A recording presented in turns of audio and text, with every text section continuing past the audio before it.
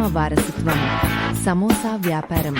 ఒక వ్యక్తి రద్దీగా ఉండే నగరంలో సొంతంగా సమోసా వ్యాపారం ప్రారంభించాలని కలలు కంటాడు. అతను స్థానిక మార్కెట్ గుండా నడుస్తూ కస్టమర్లతో కిక్కిరిసి ఉన్న ఆహార దుకాణాలను గమనిస్తాడు.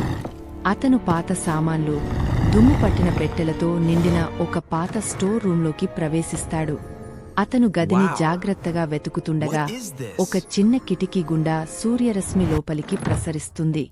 విరిగిన ఫర్నిచర్ వెనుక దాగవున్న ఒక పాత చెక్క పెట్టెను అతను కనుగొంటాడు.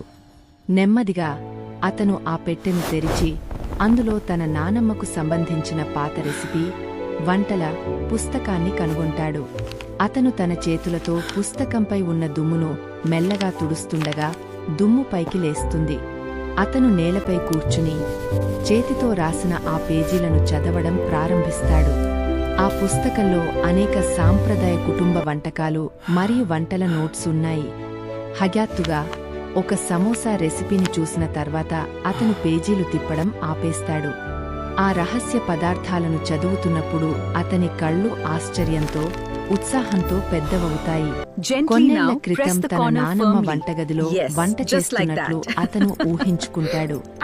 మరుసటి రోజు ఉదయం అతను మార్కెట్ నుండి తాజా బంగాళాదుంపలు, మసాలాలు, మైదా పిండి మరియు నూనెను కొనుగోలు చేస్తాడు. తన చిన్న వంటగదిలో అతను మొదటిసారిగా సమోసాలు చేయడం ప్రారంభిస్తాడు.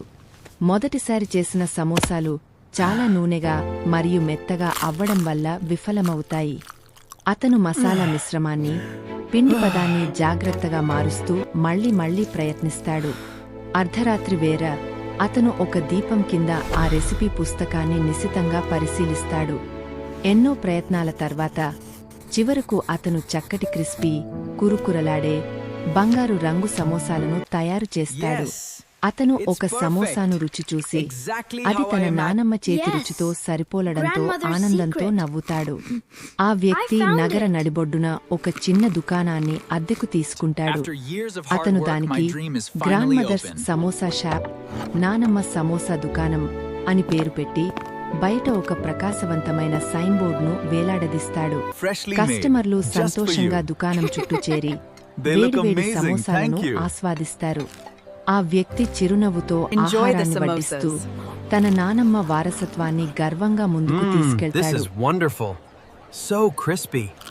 వీడియో నచ్చితే సబ్స్క్రైబ్ చేయండి. నచ్చితే ఆల్ నోటిఫికేషన్ కోసం బెల్ ఐకాన్ ట్యాప్ చేయండి.